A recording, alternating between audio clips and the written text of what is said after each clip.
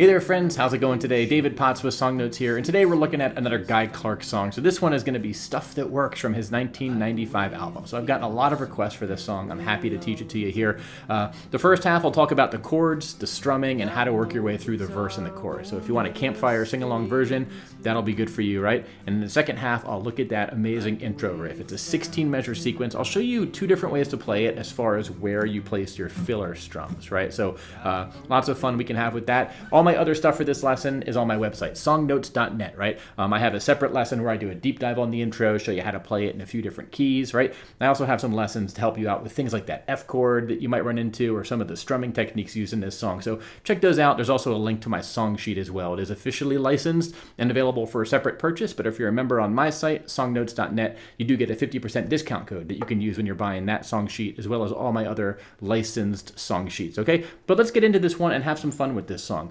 So big picture, it's just these three chords we're going to need, right? We're in the key of C, so C is our home bass. We'll use an F chord and a G chord. Now for the F, I'm never really doing this barred version, okay? You can if you want to. I just use typically this sort of middle four string version, right? Third, second, first. Probably my favorite sort of simplified voicing of F. If you need help with this, I have a separate video showing you a bunch of different ways to play F that are not this full 6-string barred version. So that's what I'll be using for that. Now, if you look at the song sheet, right, and the chord progression, right, I have written up the verse, you're mainly just going between C, 2, 3, 4, F, 2, 3, 4, C, 2, 3, 4, C, 2, 3, 4. You do that progression 3 times, right? Nice and kind of repeated over and over again. And then at the end of the verse, you're going to do this C, 2, 3, 4 to G, 2, 3, 4 to C, 2, 3, 4. So you're mainly on C for the verse of this song. So if we looked at the first couple lines of lyrics, right? I got an old blue shirt and it suits me just fine. 2, 3. I'll show you strumming in a second here. Let's get the changes under control first, right? I like the way it feels, so I wear it all the time. 3, 4. Now, this is important. Every time you see a chord written in my song sheet here above the lyrics, you play that chord for 1 measure, which is 4 beats, right? And you want to set your metronome to around 144 beats per minute if you want to match Guy Clark's tempo, but take it slow at first. There's no hurry when you're first learning this thing. So we'll do that C to F to C one more time, right? I got an old guitar, won't ever stay in tune. Okay, and that last line. I like the way it sounds in a dark and empty room. Okay, now a couple notes here about the chords. I'm going to talk about some dominant 7 options you have here, right? For the G, whenever you're on the G in this song, you're always going to the C next, right? So what that does is it begs for us to use this G7 if you want to, right? This is this sort of the tension of this chord. It's like a good tension, and our ears really want this chord to resolve to the C, right? So it's always going to sound satisfying. So if you want to bring in that G7, you're free at any point to do it. Anytime you see a G, just use a G7 if you wish, right? But the verse goes like that. Let's play through the second verse, and I'm going to use a basic strum here. I'm going to use a bass down, up, down, a bass down, up, down, a bass down, up, down, a bass down. Now for the C, the bass note is that 5th string, right? Pluck that by itself, and then bass down, a bass down, up, down, up. Now for the F, here's what I'm going to do, okay? I'm going to sort of favor that 4th string, 3rd fret as my bass note. You could use the low E string on the 1st fret if you want to do a true authentic F, right? This is also an F note, right? It's just an octave higher and it's easier to play. That's what I'm doing, right? If you happen to accidentally hit the 5th string, that's going to be okay too. But the F is going to be bass down, a bass down, up, down, up. Back to the C, okay? And then the G, you guessed it, 6th string, 3rd fret. Okay, let's sing that second verse, right? I got an old pair of boots and they fit just right. Well, I can work all day and I can dance all night. Okay, 3rd line coming up. I got an old used car and it runs just like it's hot. And last line coming up. I get the feeling it ain't ever gonna stop. Okay, now this is the end of the verse. Now another little chord trick here. When we go to the chorus is going to start with an F chord, okay? Anytime you're going from the 1 chord to the 4 chord, a little trick is you can turn that one chord into a seventh chord, and it's going to do that same sort of dominant seventh tension, which our ear kind of wants it to resolve to that next chord. So for the C, you can use a C7, but only use it just before you go to an F, okay?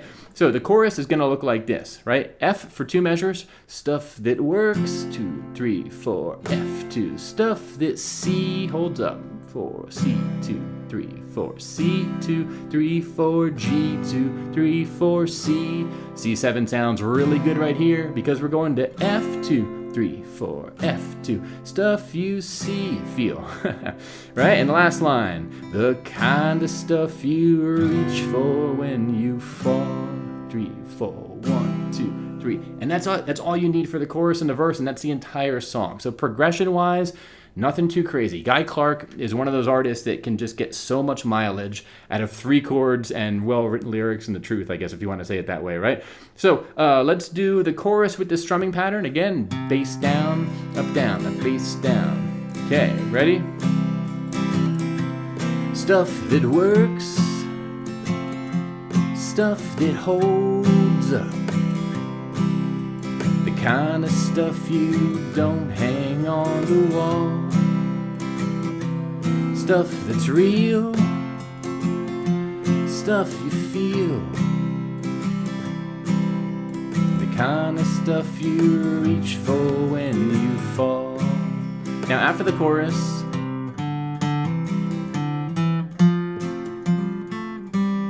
you're going to go into the intro riff. The first time he does it, you play just the last line of the intro riff, and I'm about to teach you the intro riff, okay?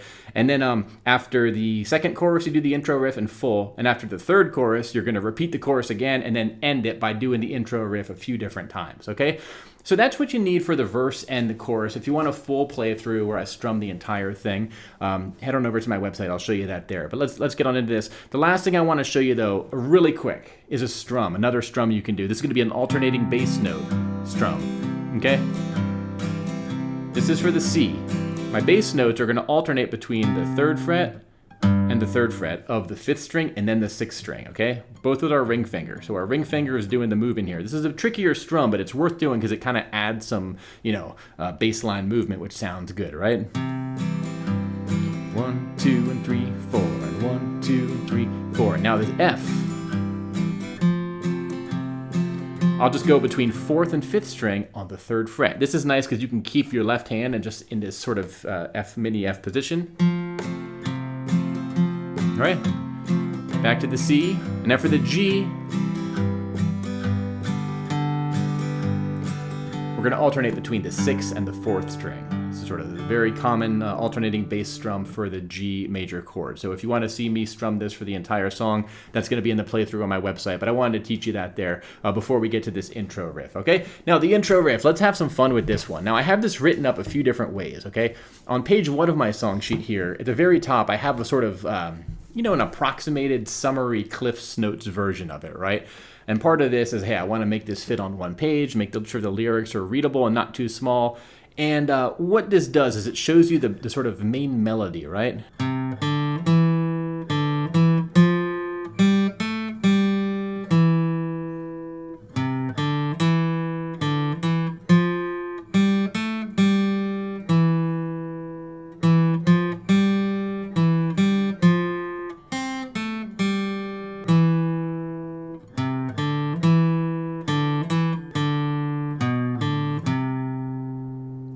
Now here's the advice I would have for this, okay? What I just played was the single notes only, okay? Now where I have the highlights, in some of those notes you can see, as I noted above the tab there, that means you can strum the full chord on that pluck if you want. For example, that first phrase.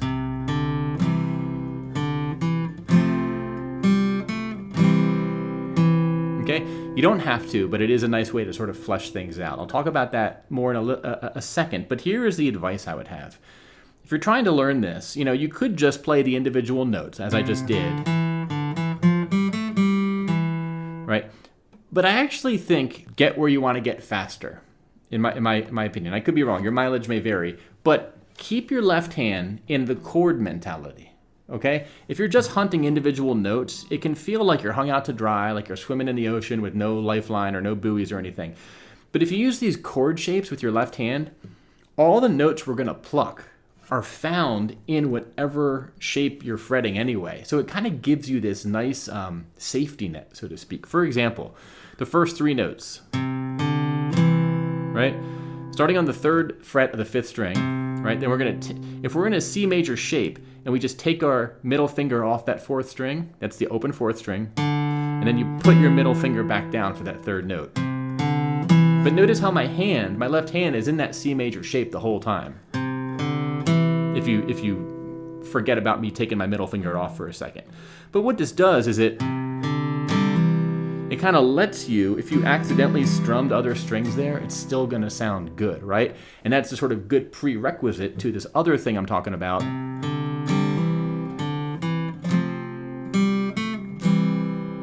Okay, I'm going to teach you that in a second, how to add strums to it. But let's talk about just some of these little moves. You know, for the C, you really want to get comfortable with taking your left middle finger on and off. Okay, and when you go to that F, open to 2nd to 3rd on the 4th string. Again, I really recommend, if you can, get your left hand, even if you do this baby F on the 4th, 3rd, and 2nd string, right? It just, I don't know, I find it, my hand sort of has an easier time going there because I know this F transition so well, right? So this is a good chance to practice your F, is what I'm saying.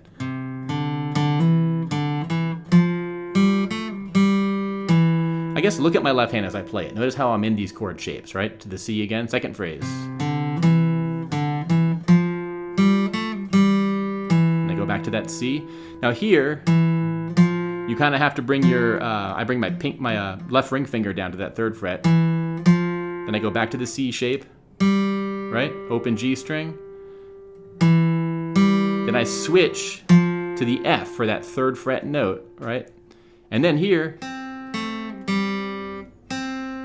all that note, the 1st fret note and that 2nd fret note, are coming from the F voicing. So that's why it's worth it to keep your hand in that shape. Then you sort of take your middle finger off, switch to a C quietly, right? Play the 2nd fret of the 4th string, and the last phrase, okay,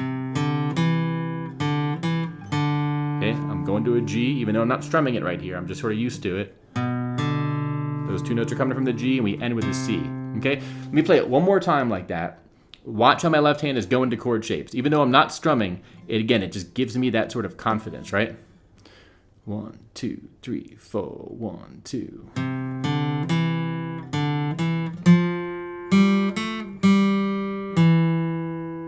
Second phrase.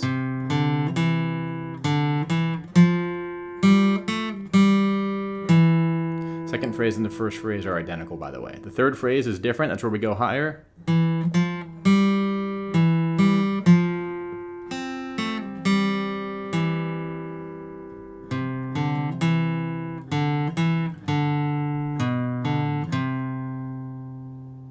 So that's the individual notes. Now here's a couple ways to play this if you want to add some strumming, okay?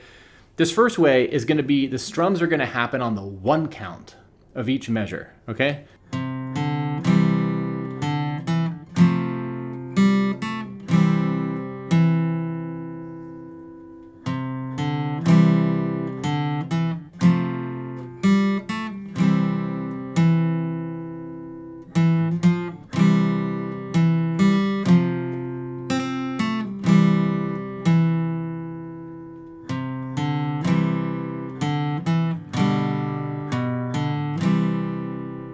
Okay, and then you start strumming for the verse. Now, one quick note here. When I did those strums, you might notice I wasn't strumming the thinnest string a lot of the time, right? Even the second thinnest string. The reason why there is this melody, we want that melody to really stand out, right? And when you're playing these thinner strings, our ears are really good at hearing those. These notes, these brighter, higher notes, are really good at standing out. So when you're kind of trying to let a melody that's in the mid-range, like you have here, stand out, it's okay if you kind of lighten up on those thinner couple strings, right? It just lets things shine a bit more with those bass notes. So that's why for the G, for example, on that fourth line, right? That's why I'm not writing in the tab to play a full G chord, right? Because if you did, you would get this note. And then you get that thinnest note of the C, right? Those highest two strings are really going to sort of outcompete and sort of steal the thunder of the mid-range melody. So when you do the strums, if you do it on that one count like that, just kind of light, you know, second, third, fourth string. Doesn't have to be a lot. You're just kind of adding some body to things. You're not trying to give it this full rhythmic push there, okay? But let me show you this next version, right, where we're going to add some strums in the gaps. Okay, this is how I play it if I had my chance to do it solo, or if I had to play the song by myself, which you can hear in my playthrough, this is how I do it. All right, first up, hammering on. We're hammering on a lot. That little symbol, it's called a slur in sheet music or you know, any kind of standard notation. It just means a hammer on, basically, where you play the number you see first. That's the fret you play first. So open to second, right? I'm going to hammer that on with my left middle finger there. If you can't do the hammer on, just ignore it. Just sort of play the regular, play the second note in the sequence when the first note appears, right? You can do that. You don't have to do the hammer on, is what I'm saying. Now, what I'm going to do here is add these down-up strums on those light sort of strum things in my tab here that are not the highlighted notes. The highlighted notes represent the main melody, okay? Those little non-highlighted strums are just quick down-ups that happen in the gaps, keep them real light and brushy.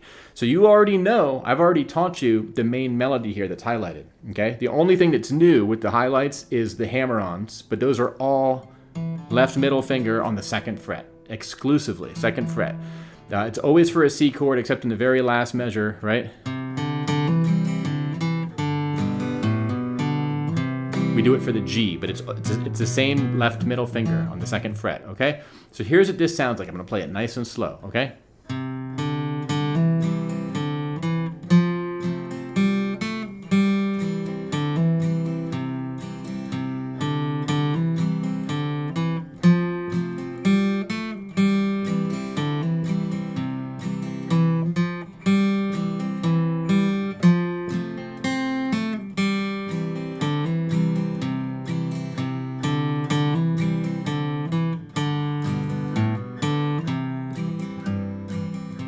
Then I start the strum that I'm going to use in the verse, okay?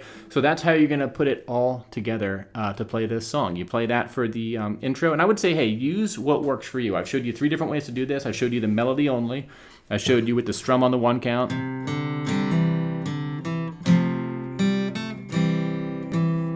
Right, and I've showed you the version with the strums in the gaps.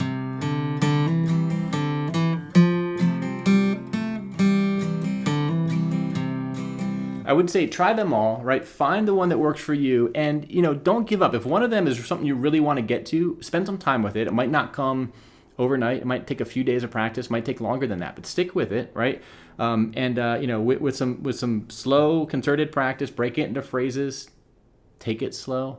I think you can get there, right? So if you want to hear the full playthrough, that's over at my website, right? And all the bonus materials are over there. If you want to really sink your teeth into this intro, check out the other video I did because I show you how to do it in the key of G also, right? And there's a few covers I linked to where you can see folks playing this in the key of D. I think Carson McKee's playing this in, I think, double drop D. Really cool just to see the different musicians online taking a grab of this great song and making it work for them. So I'm going to play this one out, and I'll see you in the next video, my friends. Until then, take care. And bye-bye.